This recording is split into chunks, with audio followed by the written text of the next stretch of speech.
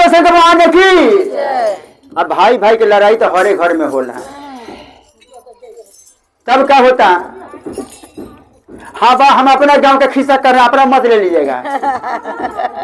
पटनैया भाषा है अल्थिन गलथिन खलथिन। हमने तो रोगा खाली रोगा सूझ जाई चाहे उठ के भाग जाई।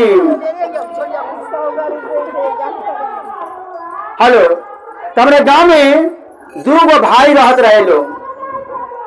एक भैया जो रहे जैकेट कोट पहन के मोजा जूता ठंडा चश्मा लगा के मोटरसाइकिल से घूमल करे। आ एक भैया जो रहे बुड़बक रहे तनी तो हरवाही करत रहे, मतलब कि खेत जोतत रहे। और एक दिन के बाद का हो, गांव वाला छोटका भैया के बहका दिलक।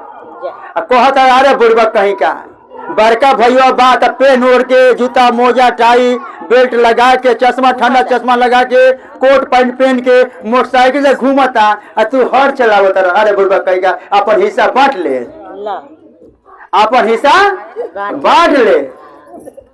और बैल खोद रहे शाम के 4 बजे खेत में से।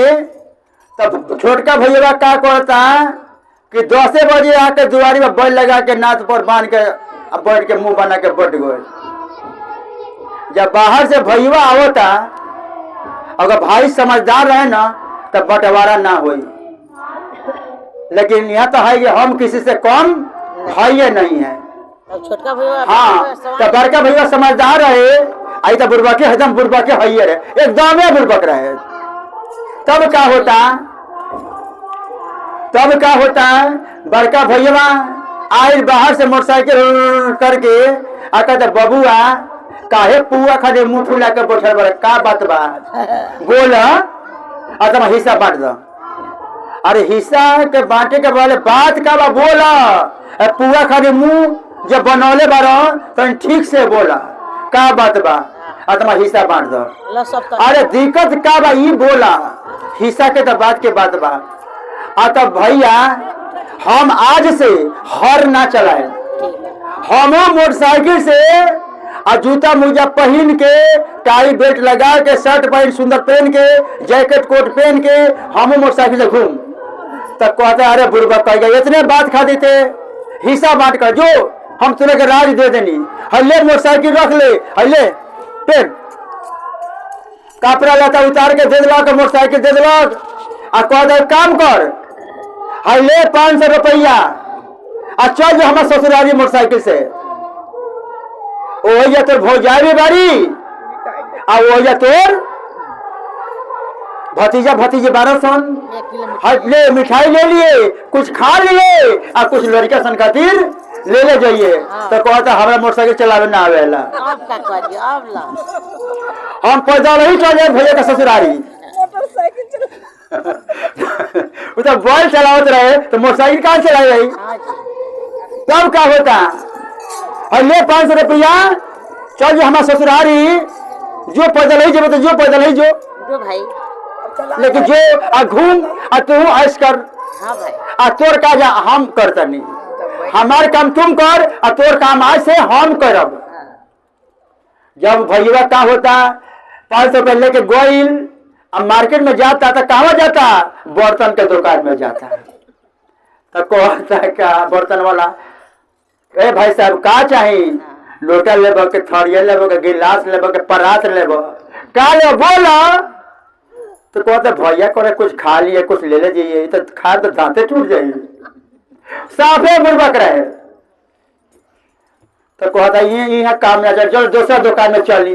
अच्छा जाता कहाँ वहाँ, तो जीन्स पैंट के दुकान में जाता, रेडीमेड जो कपड़ा बिकल। कहता भाई साहब बा कुछ हो, अच्छा बहुत कुछ का लेबो, जंघिया लेबो कि गंजी लेबो, साइज बताबो कि टी शर्ट लेबो कि जीन्स लेबो, का लेबो बोला। कहता भैया कौन कुछ खा ली तो खा ले, बुझाते नहीं थे हम का खाई आ का ले जाई। और वही जो का होता एगो बैलगाड़ी पर एक बैलगाड़ी ओल लाद के आवत रहे, ओल समझते ना, ओल खाली तो हो जाए गोल। एक बैलगाड़ी ओल लाद के ले आवत रहे। अब बैलगाड़िया से पूछा था का, ए भाई कुछ बा, समझ गए बुड़बक बा। आई दा के किसान लोग तो कान्हा पर गामछा रखबे करेला।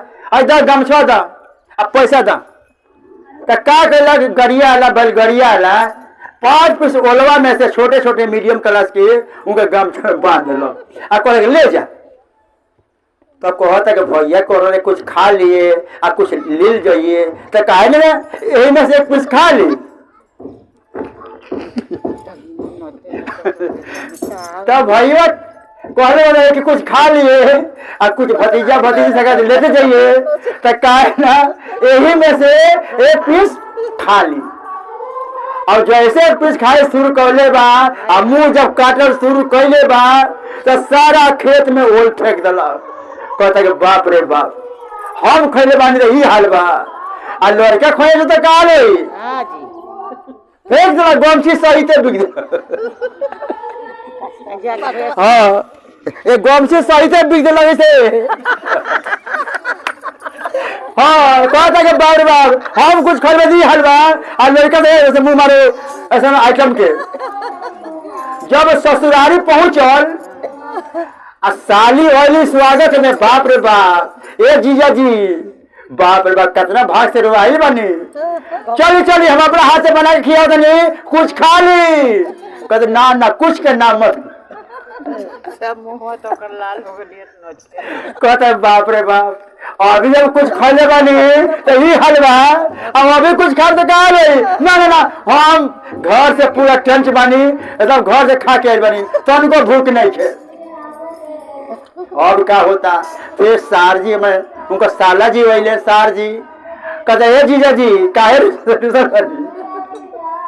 अब चल चली हम मार के मैं कुछ किया होता नहीं चली ना कर घरे था चाउमीन खा ली बिरयानी खा ली पुलाव खा ली। कहते ना ना ना हम ना कर कुछ हम खा के कुछ टच बानी हम भूख नहीं के अभी कुछ खरबे दी हलवा अभी खाम तो कुछ खा ली। सब कोई फिर सास जी वही कही काहे बबुआ काहे ला जाता नहीं अरे रहो तो हमें बेटा नहीं हुई चलिए हम अपने हाथ से कुछ बना के खिया होता नहीं ना ना ना बाना मम्मी जी हमारा पूरा चर्च बानी एकदम तुमको भूख नहीं के और कुछ ना खाए। लास्ट में जब 12 बजल लास्ट में जब 12 बजल हाँ लास्ट में जब हो जाए वही आ कह तरीका का देवर जी काहे ला जाता नहीं घरे रहनी है तो नादहा के नादहा भात खा जाता रहनी है अहिया लग लगता हाँ भौजी भात है हाँ भौजी भात खा ले बड़ी कष्ट का भूख लगल बा। तब भौजाई ले निकले गली और रात के खाना प्रेम से खियाल गई और जब बिहान होता फिर आंगन में खाना पोसाइल बा फिर साले जी एक ऑयली खियाओ रही अपना हाथ से कहे जीजा जी पूछ तरीका कि राम रस चलेला तो कह तरीका कि राम रस के बड़ा शौकीन है ला और राम रस क्या चीज कहते तो पता है नीमक को कहा जाता है। राम रस जो होता है वो नीमक होता है गांव में लोग राम रस कहेला। तब क्या होता तो कहता है बड़ा राम रस हो सके नहीं तो 40 से पता ना फिर जीजा जी कहिया वही है एक औजरी नीमक डाल के लिया के उनका थाली में डाल देली गिलास में पानी ना खाने में एक औजरी नीमक ला के डाल देली और कहते जी राम रस कैसा लगता और तो मुंह करवाई कहते मुंह करवाई करके एक विषय में का पूछे के बा बहुत बढ़िया बा खाली पटक ले और फिर भगले घरे कह ना भैया हम मोटरसाइकिल ना चलाए और ना जाए कहीं जाए और ना जींस पहन हम हरवे ठीक बा हमारा हरवे ठीक बा कि कोई से मतलब ना रहेला और खेत में दौड़ाते रही तो का कहते अरे माथा वाप ढोरे ला पगड़िया रे बलमुआ मोर किसान मिलल बा माथा वाप ढोरे लाटो करिया रे बलमुआ मोर किसान मिलल बा।